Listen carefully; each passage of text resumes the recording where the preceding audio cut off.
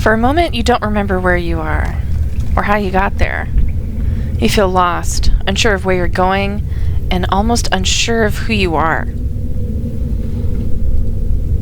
You'd like to think that you're past your weaknesses, your defects, your insecurities. In a daze of confusion, sometimes being lost can make one's soul feel as if it lost itself. Then you see it. See what? A moment of clarity washes over you, and you found yourself in the chasm.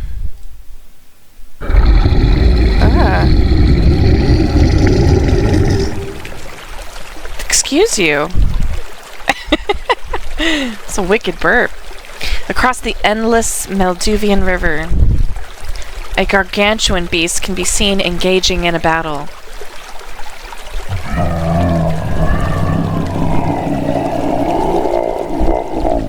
Indigestion.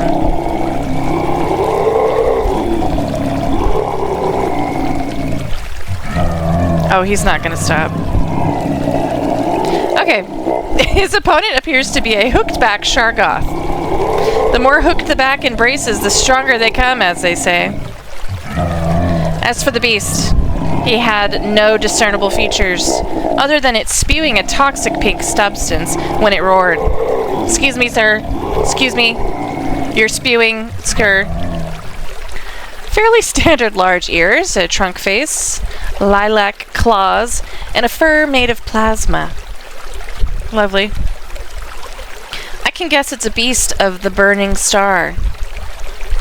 I know this because I'm gonna say it's because I read it. In a matter of moments, the winner was decided.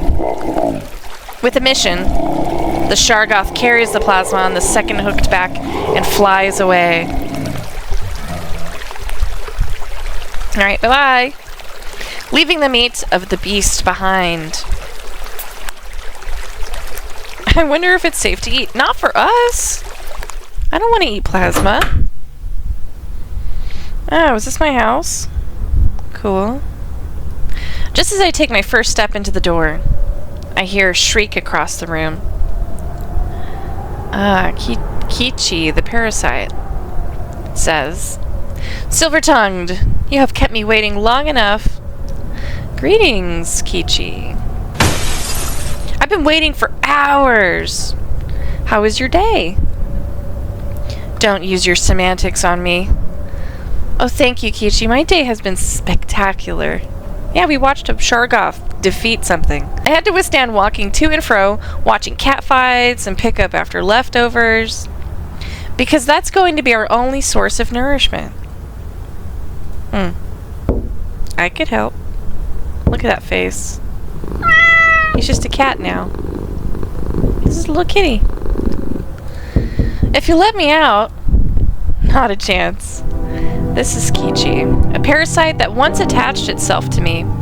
Since I have insight, in all caps, it was fairly easy to find it and dispose of it from my mind.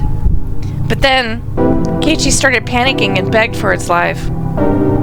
It promised it won't reattach to me unless I find it food and let it live here. I said I would agree to those terms. It believed me because I seemed to be...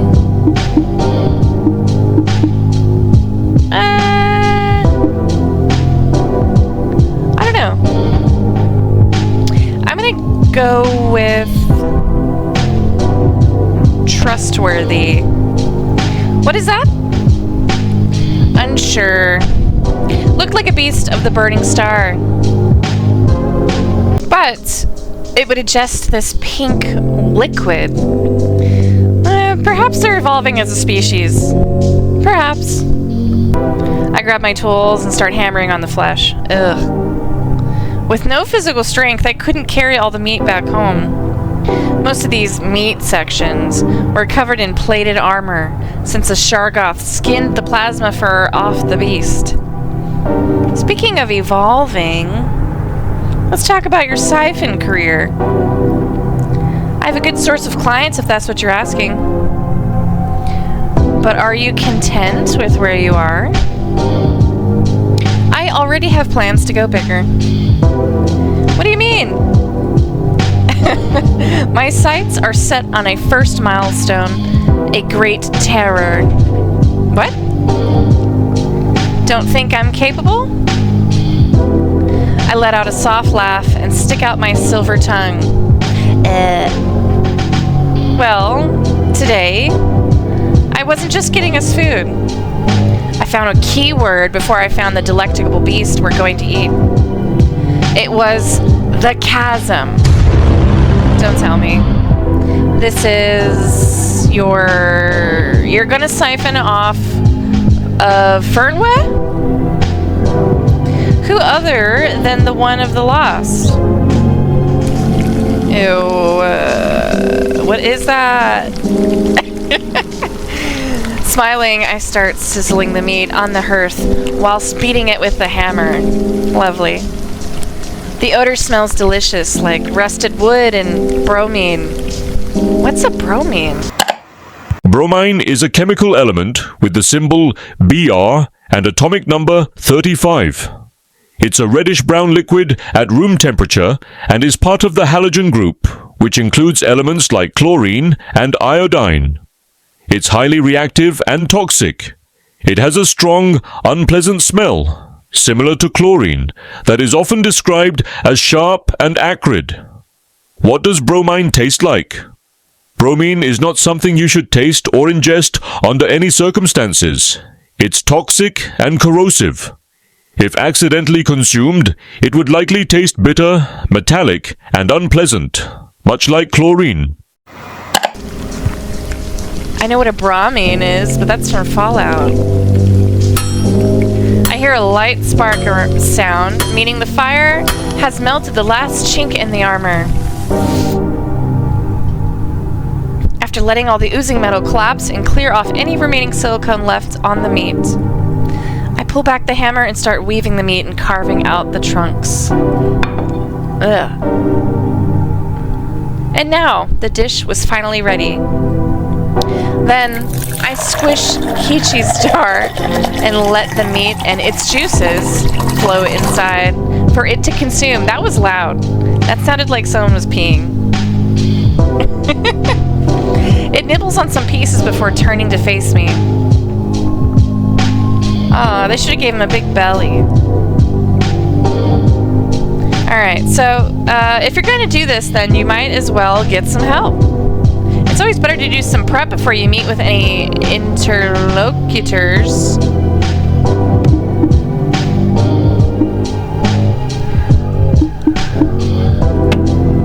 Feeling confident. That's good. I'm gonna wing it. Let's keep it that way. I'm pretty good at winging stuff. So, when are you meeting with Fernweh?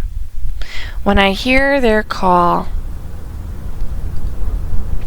Do they have some telecommunication network? If only. But no. Their home is the chasm, and usually nobody can get in. But since I've been there before, I think I can go there again. I tried getting into the chasm this moonrise, and it worked. Although, I'll have to be careful not to lose myself in it. Should be easy, though. I'm used to navigating people's minds anyways. I wonder what Fernweh's mind looks like. Spaghetti! I'm gonna say spaghetti.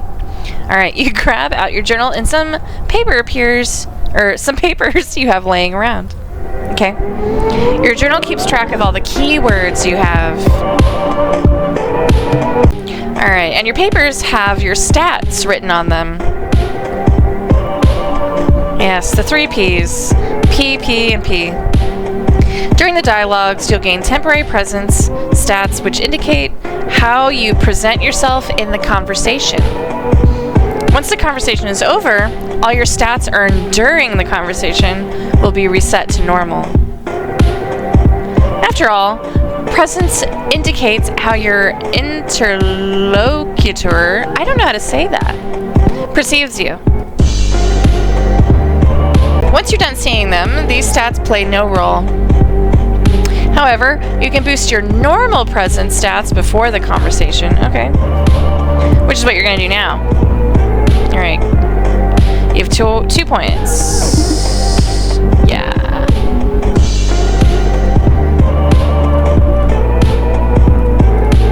I'm going to skip. Okay. On this evening, you decide to read. As much as I hate to admit it, they were one of my earliest influences for the work I do now. Alright, you gain 2 points to spend. Presents.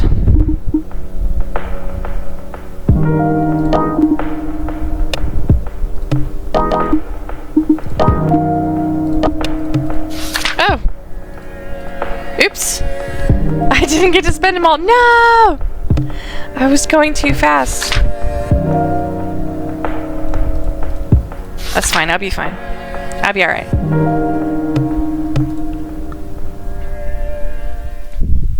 Now, the Silver Tongue will attempt to win the favor of the interlocutor. Fernois of the Lost. Almost instantaneously, I feel my body collapse into the floor. And soon after, I was dragged to the center, or the core of this plane. In that moment, I wasn't falling down, but instead, I was flying down. At the second pass, my home seemed more of a memory, and then a stranger. Everything was spinning in motion, yet I felt strangely unfazed. I knew what to expect from great cosmic terrors. The fall felt never-ending. The impact was going to be severe. But I never really hit the ground. A few minutes pass as you try to recuperate from the fall. Huh. Ooh. Foggy. It takes me a few seconds before I could fully comprehend what just happened. The humidity is almost suffocating, and if you look long enough, the glass shards and walls look back at you. The air, frigid and moist, should give a clear sensation, yet my body feels weak and light. Almost as if I don't exist. Ooh. I see Fernois form itself around me. It wasn't like a figure coming closer from the distance. It's more as if they were already there, waiting for me. It chose to reveal themselves now. Their figure staggers above mine, yet their ethereal form and lifeless eyeballs make them seem less threatening. Greetings, silver-tongued. I was told that you have come into my chasm. My greetings. At this phase of the dialogue, this is where you make your first impression, and where you dictate the tone of the conversation.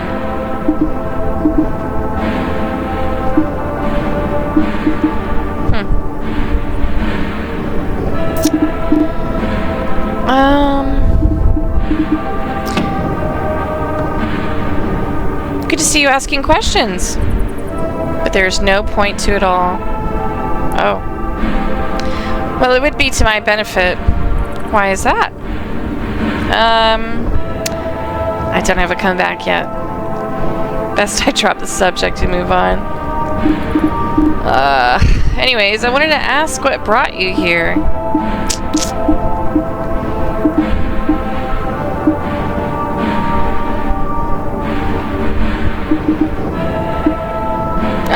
You know, I'm gonna just be like, I don't know, I think I'm gonna be like kind of mean. I'm gonna be like, I was hoping you could tell me. Yeah, maybe I'm gonna say that. And why should I be able to know? I wasn't so sure where I was going with this one. I thought I could buy me some more time before I have to lay it down. Oh, you poor thing. You may be already lost, but perhaps you're a lot like me in this way. Lost? What's this? Are you lost? Haha. Oh, you are just... I was gonna say pathetic, but your helplessness is endearing. My what? Helplessness? Oh, I'm so offended. Well, wait, this isn't so bad. I can turn this around. Or can I keep using this?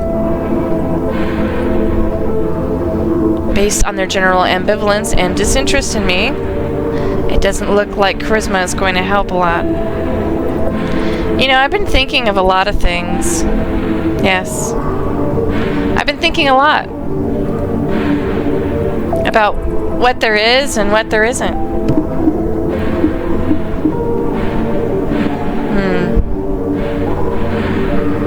Should I just keep listening?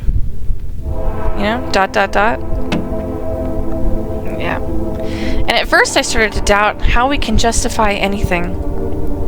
Based on our understanding, everything seems to be feeble and it can all collapse in an instant. You ask to justify something and it keeps going on, leading to a never-ending chain of reasoning, until you admit defeat. But then there's also one other thing.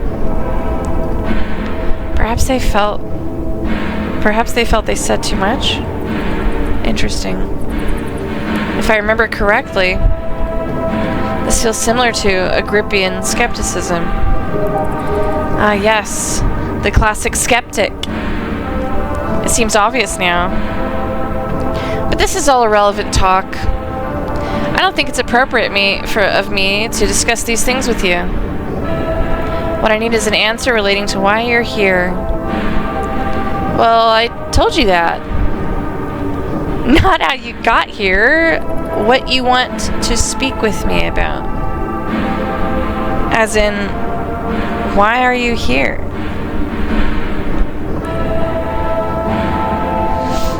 I'm sorry? Only those who have fallen astray land in the chasm. I know that you tried to enter against the wishes of this place, which seems incredibly bizarre because I haven't seen such an entry in a while. You're either here because you deserve to be, or you have breached an access point which should be illegal. I need to think fast and now that they're I need to think fast and know what they're talking about. People come to the chasm if they're lost. So that means I was probably called here because I was lost too. Think. Alright, which one have I lost? Ooh.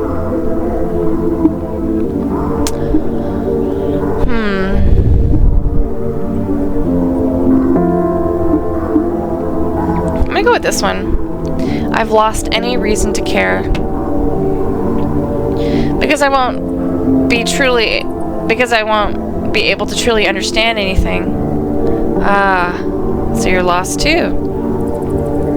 Just like the rest of us. That's quite alright. In fact, I think this should be quite a good sign. No one has lasted as long as you.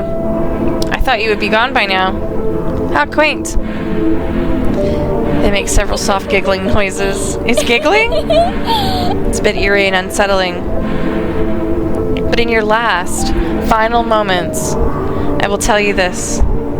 That everything you will say will be irrelevant. Ah. You will disassemble and lose yourself to the chasm like everyone else does. No matter how hard you try, little silver-tongued, it will be in the places that you're meant to be. I was told that I was meant to die far too many times to take this talk seriously. Even though this discussion has me at the center, I need to refocus back to Fernweh. I can either let myself continue to be the center and through this reveal what Fernweh has to offer, or I can completely shift the focus off the conversation and away from me. And where is that? Fernweh begins to turn inward. Ah, within the chasm. Forever.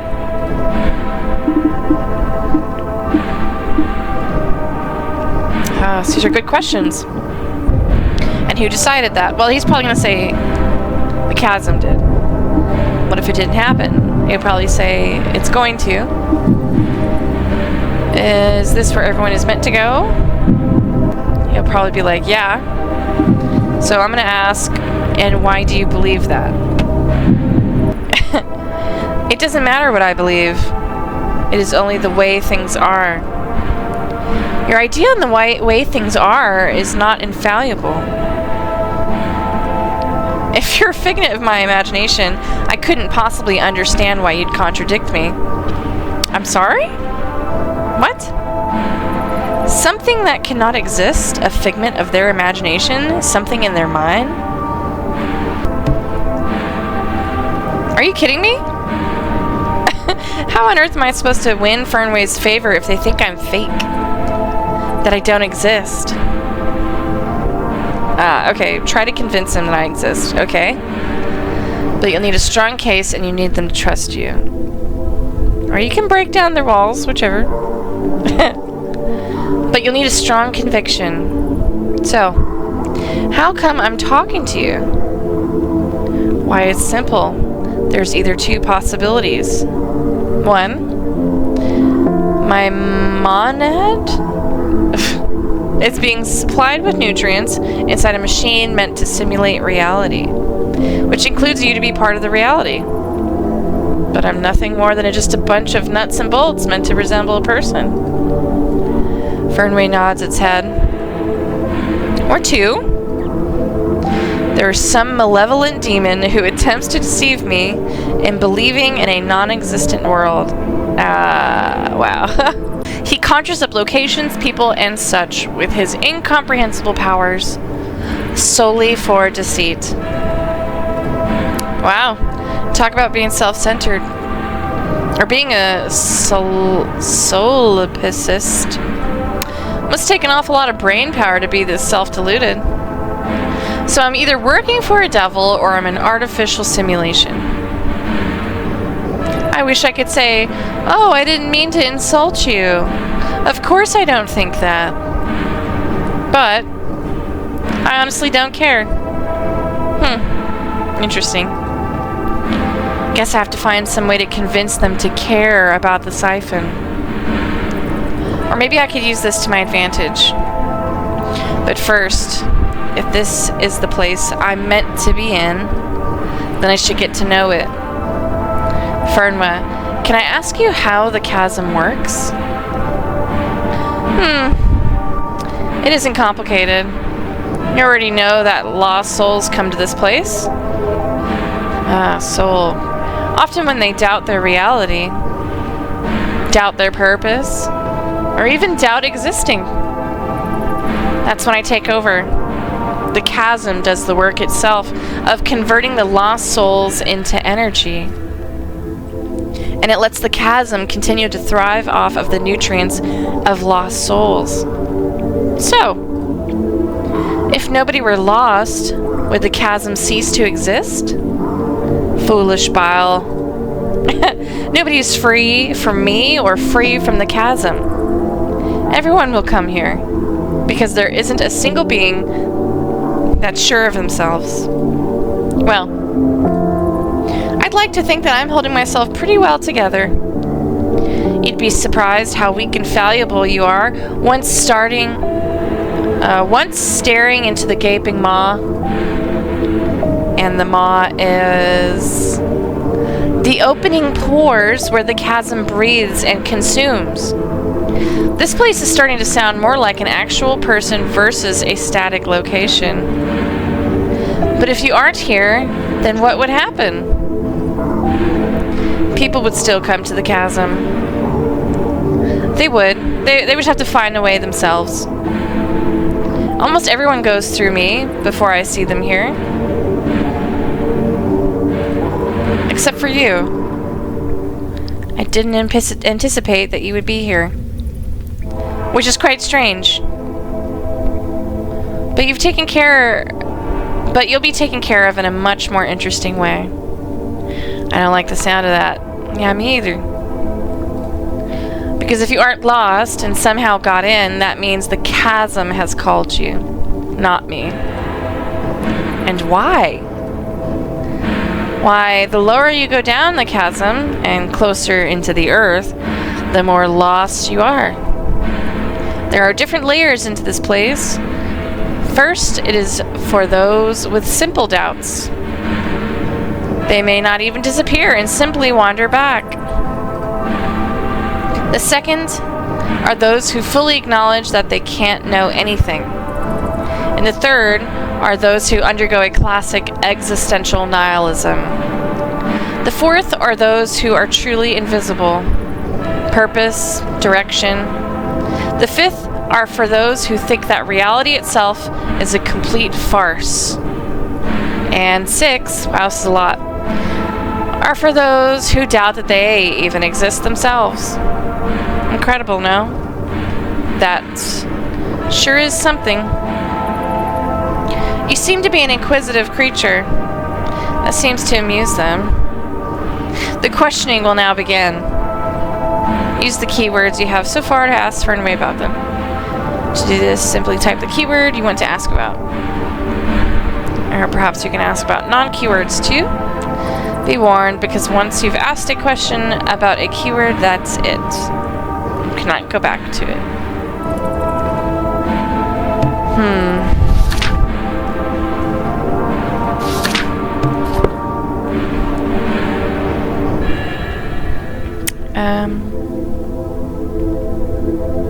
I'm gonna do skeptic, maybe?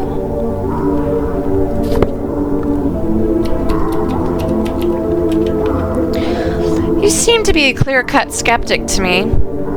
I don't go by insignificant labels, but your general inability to accept me being here is fascinating. What I think is that we'll take your beliefs and align them with the axioms of skepticism. Then we can see the differences and break it down. Why would you want to do such a moronic task? I'm confident enough that I can do it, and I want to do it. You're going to tear down everything I say. Here to mock me and... Relax, Fernway, you can trust me. No harm will be done to you. Fernway keeps denying my own existence, which is aggravating to say the least, but I can't convince them that I need to be their siphon if I'm not anything. On what grounds do you think I don't exist? You're here in the chasm. So even if you're real now, you're going to disappear soon. I may see your point there. But I hardly think I'm going to be gone, since it's been a while. I know that you know that I'm not going anywhere. And I know that you can't do anything to me unless the chasm says so. So, the only option we have left here is the one where I'm a figment of your imagination. Which is why I'm not going away. I suppose, yes? If they're just a skeptic in disguise, I merely have to refuse skeptic talking points. This should be enlightening. Would you say that me not existing is a byproduct of your metaphysical beliefs? What do you mean? You not believing in me is not anything against me in particular. It's just because you don't believe in reality itself. Making them trust me means I have to trust in this silence. Fernway's misty form begins to shift. One of their tendril-like legs pulls up a mask. They stare at it for a couple moments. You wonder how such a great terror could be seen so weak like this. How they could not be shameful or be ashamed of their vulnerability. I certainly wouldn't be able to do that. I like the record scratch, that was cool. But how could you? How could I what? How can you truly, sincerely believe in anything? What if all this is an illusion? How can you be certain of anything? Knowledge is fallible. Bonds of lovers will break, and time will melt away. The only certainty lies in the uncertain. They form a hideous smile. Aye, me too. Ah. And in the chasm, well, you see, I think you would have a point. Under the model of a standard analysis for knowledge, there's no way to escape this paradox. You could never truly justify anything. Some foundationalists like to claim there are basic beliefs that the whole world boils down to, like axioms of knowledge. Other coherence theorists like to say that knowledge is an interconnections between beliefs, and how beliefs are only credible upon the supposition of others, which is how knowledge works. But we don't know the credibility of others, or whether or not they're real. It doesn't matter if one of them is false. If they can all support each other in a false way, it works. So that's out of the question too. If it isn't something that's intrinsic to the universe, nor is it based on a web of beliefs, then what is it? You can't go to that right away. Wait, you can't get to that right away. First, if you reframe what you think knowledge is, then not believing in anything becomes pointless. If we looked at knowledge under a contextual model, or a default and challenge model, then things start to make sense. Because knowledge isn't infallible. But that's the whole point. Knowledge should be made, countered, and remade again. It doesn't possess any divine qualities. Its inherent usefulness is in relation to us. So it doesn't matter if the malevolent demon tricks you, or if this whole world is a simulation, because we can still work within the system. I turn to them. Your claim presupposes foundationalism, which we know to be false. And your conception of experience incorporates the myth of the given. This myth is the assimilation of sapience to sentience, of thought to mere sensation.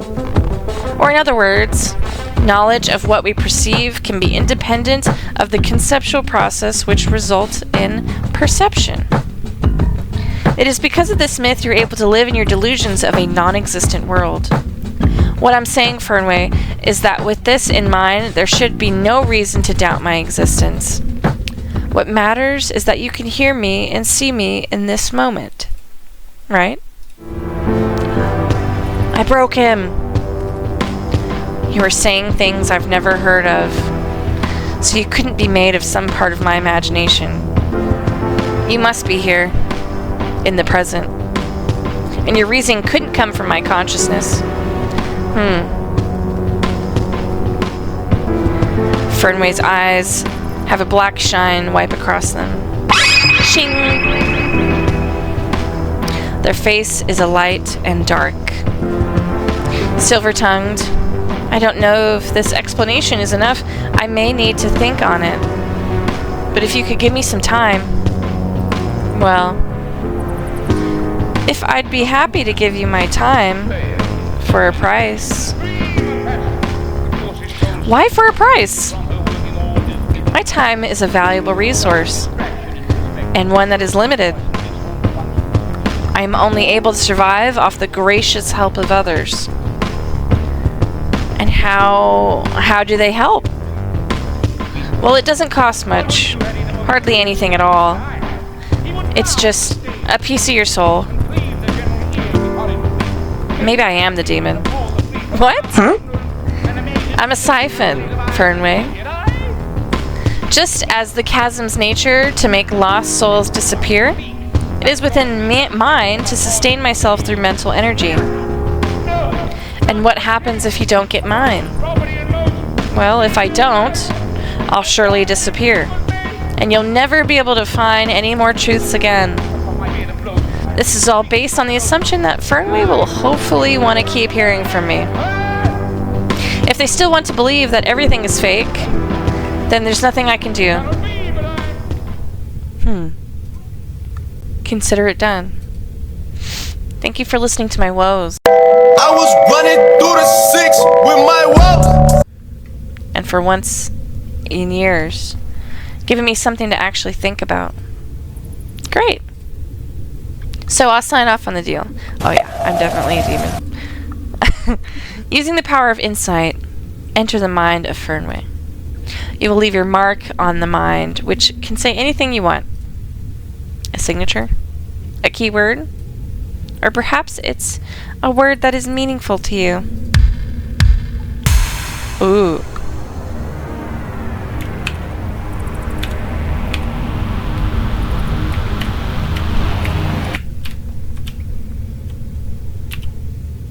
Type your mark here. Yeah.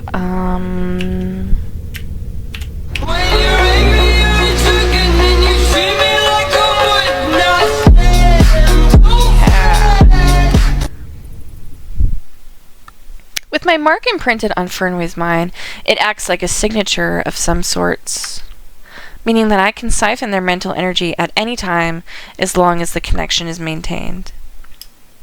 Congratulations! Congratulations! You won! You've successfully won Fernway's favor.